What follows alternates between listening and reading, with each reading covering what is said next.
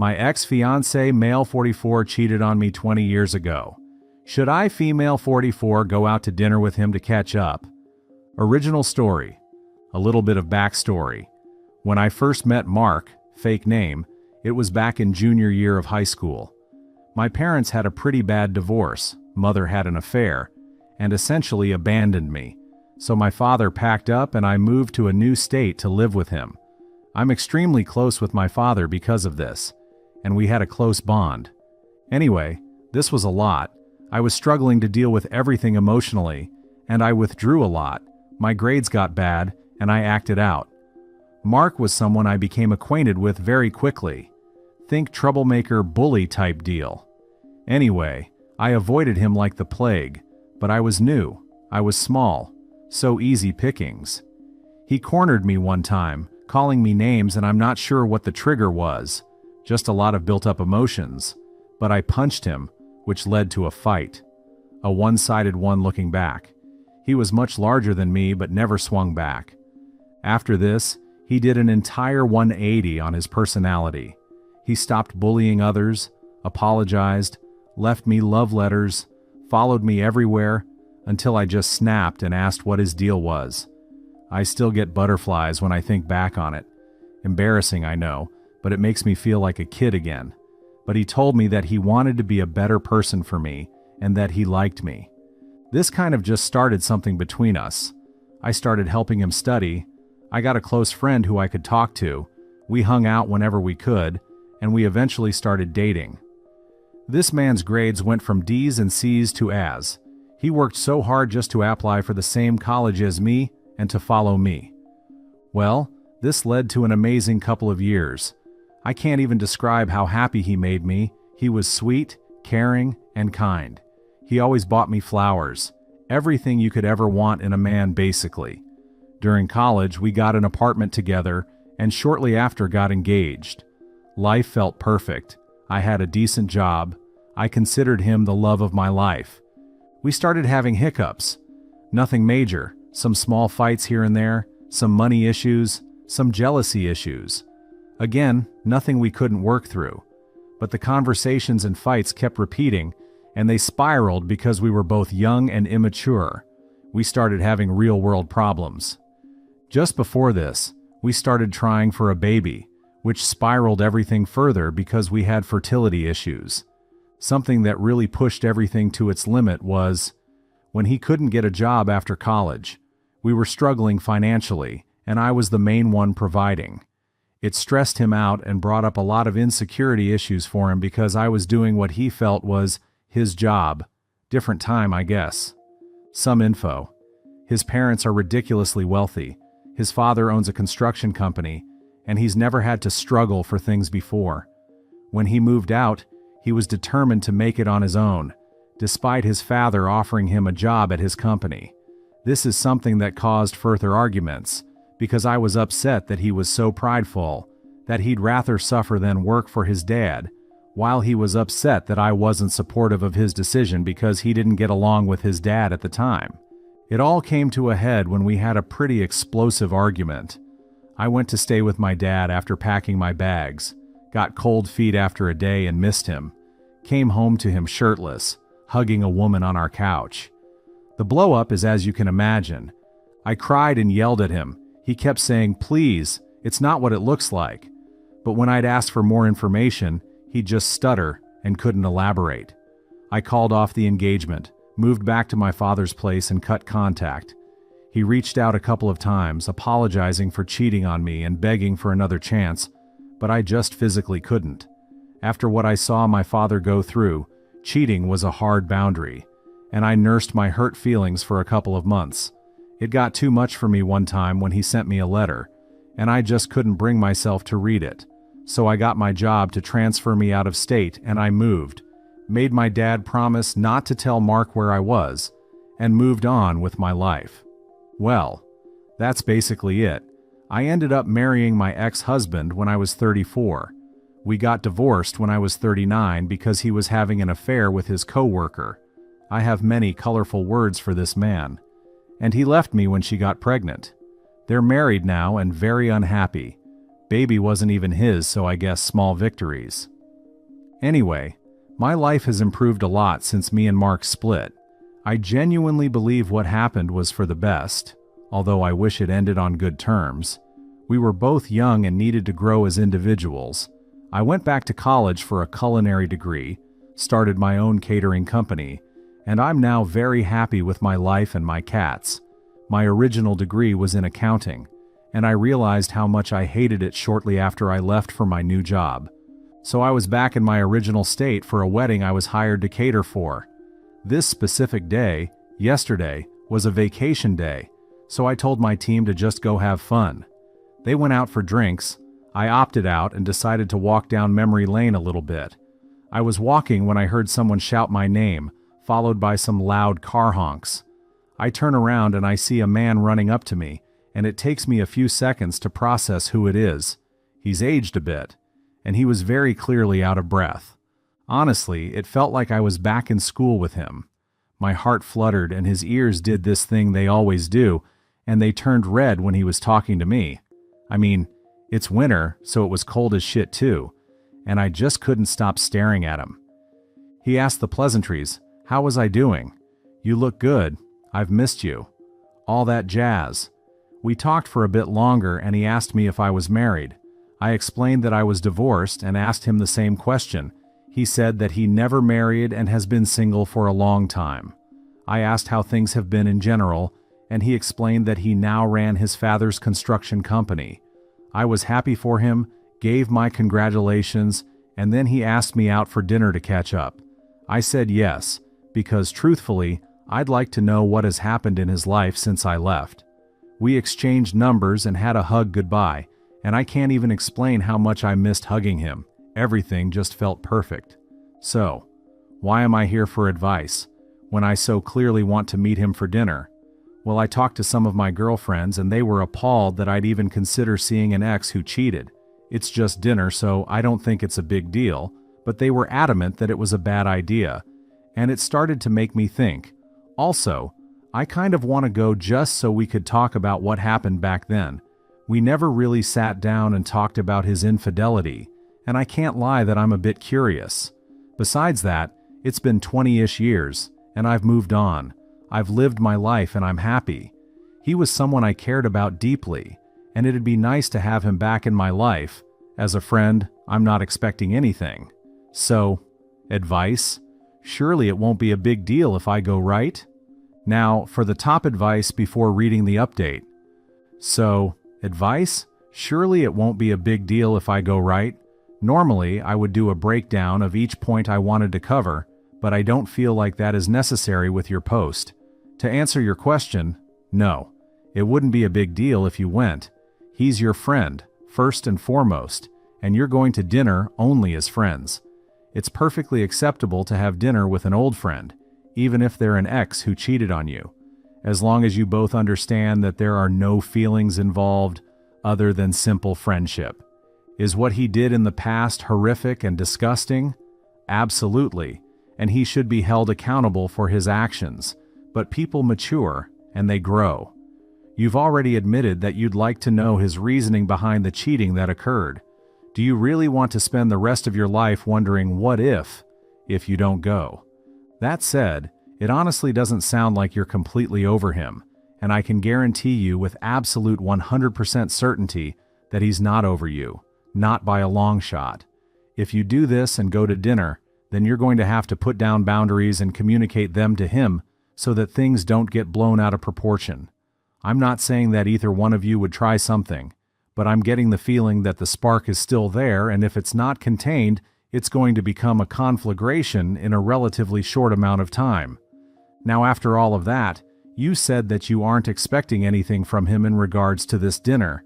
If he asks you out on a date, are you going to be able to say no? Would you even want to say no? In my opinion, if you feel like this could be a sort of rebirth for your relationship, then try it out. Like I said, people mature and grow, and they're not the same people that they were 20 years ago. I know I'm not. Is that enough of a reason to give him a second chance now? I don't know. That's a question that only you can answer. but I do feel like you might be doing yourself a disservice by not exploring what could have been. Again, that's only my opinion. I, 39M, want to end this by saying that I'm personally proud of you for how you've pulled through every crappy situation. Yes, situation, because they're shitty situations. You've managed to make your life a success, with your own business to boot, and on your own terms, even with having to deal with a bunch of narcissistic assholes. So congratulations for all of that. You definitely deserve it.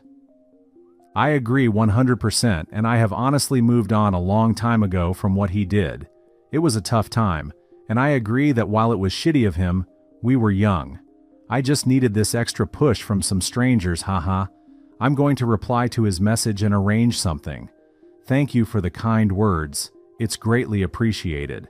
I'm quite happy with how my life turned out, even if it meant that I had to deal with some situations, haha. In a cute way. Destiny brought you back together. You wanted to go down memory lane, and it ended bringing you back to him. Even the physical attraction between you was there. It was 20 years ago. You clearly have forgiven him for his past, after your ex-husband turned out to be bad as well. He is not the same man that he was. If he is truly honest and never got with someone else via marriage, because he could never find someone like you, then just rekindle your time together. If he fixed all his flaws you had with him that caused those arguments, then besides the cheating event, then just enjoy his company. If you want to become more than friends, then you know each other well enough to rekindle it. You will get closure on your chapter to start a new one. You owe it to yourself to get closure on this regardless of what your girlfriends say. Now for the update. Hi, I'm back after our dinner. A lot of people asked for an update, which I'm quite flattered about. I didn't think my dilemma was that important, but I'm back. Short story? Dinner was great. It was amazing talking to him again, and even though we touched some emotional topics, it felt good being able to show that emotional connection we shared. Long story? We talked about a lot of things. Neither of us really wanted it to end, I don't think. This man, he remembered the restaurant we had our first date at and took me there. The restaurant no longer exists, but the building still does, and it's a different chain now. The food left much to be desired, but it felt like a blast from the past, and it was so heartwarming. A bit of backstory. On our first date as semi-adults, he came dressed in a suit, despite the restaurant being low-key, slicked back hair and some flowers. I remember how much we laughed because I was just wearing casual clothes, and we had completely different vibes. Well, he showed up today, in another suit, with slicked back hair. That is way out of style. And flowers, just like back then. I felt all warm, and I teased him for going back to the past. I made a comment about how he was missing his earring. He had a horrendous dangle earring back in the day because it was cool, and he smiled and took it out of his pocket. He couldn't put it on because his ear had since closed up, but he brought it because he wanted to complete the look, so he just held it. We went through small talk, how life had been, any major events. I was sad to hear that his father had passed away in 2015. I wasn't exactly close with him, but it was still disheartening. They repaired their relationship before he passed, which is good at least. I asked about any partners, kind of a nosy, how come you never married? And we kind of went on to a more emotional side of things. He said that he tried, that he dated after we split, but it never worked out long enough to be long-term. He said that he had been single for a couple of years now and was just content on remaining like that, as he didn't think he'd find someone he connected to like he did with me. Smooth talker. He asked me about my marriage, the gory details. I didn't mind telling him since I find the whole thing a learning experience now. He was sympathetic, then laughed when I joked about it, so I'm sure he knows I'm not hung up on it. I used this to kind of propel myself into what I wanted to ask, and that was about what happened back then. He smiled, said that he had been waiting to talk about it, and that he was happy to finally air it all out. In basic terms, after our argument that day, everything felt like too much. The pretty standard issues that I had already known about. He was embarrassed, felt like a failure, and was too prideful to talk about it with me, so resentments built up and he went out to drink. That's where he met the lovely lady. They talked for a bit and flirted, which led to him drunkenly bringing her home. He got a bit shy saying this part, but I guess it's just because he's embarrassed. Anyway, they were making out as they got in. She had started unbuttoning his shirt when he saw a picture of us together next to the couch. It was on a trip we took to Seattle, and it was hell. Like, no exaggeration. Everything that went wrong could have, but a story for another time. Anyway, he said that when he saw us, saw me, he was just hit with this massive sober moment, and he pulled away. He confessed that he had a fiancé, and that he was just going through it. He ended up opening up and venting to her and crying, which is when I walked in and saw them embracing. Honestly, it could be a lie, it could very well be some long-term trickle truthing, but I just don't see the reason. Even if he was having an entire affair, I've gotten over it now, so it wouldn't have made much difference, but at least I know who she is now, because admittedly it had been bugging me that I didn't recognize her at all. He apologized again. He said that he should have told me the full truth back then, instead of hiding it, but that in his opinion, his infidelity more than just a kiss, because he had the intention of doing it when he met her at the bar, so he couldn't blame it on a drunken decision, because he had plenty of time between the flirting and bringing her home. He said that also felt like, despite how it ended, it was ultimately the best outcome for the relationship at the time, because he needed to grow as a person, and that he was too ashamed to let me see him during that time. The time after, when he tried to win me back, he was still in the I don't need change phase and kept sending letters. Once my father told him I left for another state, this was when he got into drinking heavily. I got a bit emotional as he was talking about this because it hurt to hear the state he was in while I left. His voice started breaking, so I held his hand, and we had a little moment. I screamed when I got to my hotel room, and I encouraged him to talk, so he let it out. It took about 1.5 years for him to snap out of his drinking funk and get better. He sobered up, started working for his dad, and made his way up. I'm honestly so proud of him in a weird way. I know I don't really have a right to, but I don't know. Something about hearing how much he changed to better himself for him made me really happy. We took a dodge from the sappy subjects. We ate our food and talked. I can't even describe how good it felt. I was worried that it might be a bit awkward, but our conversation flowed so easily. It was like we never really parted. We made jokes. He still has this goofy grin whenever he's about to tell a stupid joke, and it made my heart race slightly when I saw it. All in all, we had a good time. He drove me back to my hotel. He asked how long I was staying, and I said a week. He asked if we could plan something else, and I said of course.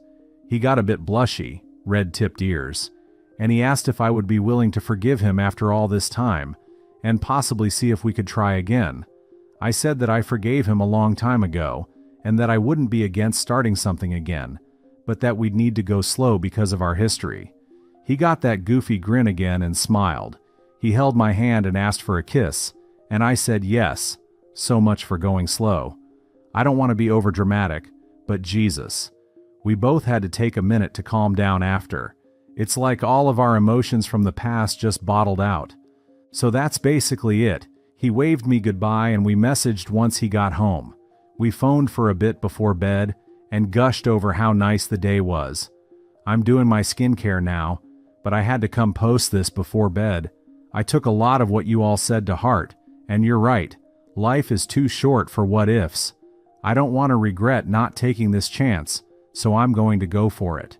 Thank you all for the comments. I'm not sure if there's a need to update after this, but if there is for whatever reason, then I will. I probably missed some things from what happened, but if I remember, I'll edit. Anyway, good night. Story 2. My 32 female fiancé. 35 male agreed to taking my last name, his best friend. 33 female is calling me abusive for it. Now we're fighting over her being invited to the wedding. Plus, update. Original story. A bit of background. My fiancé's last name is his bio father's last name. Bio dad wasn't in the picture most of his life, and though he's a nice enough person who never hurt my fiancé, his name isn't something my fiancé particularly cares about. My fiancé considered changing his last name to his mother's maiden name, but simply never got around to it.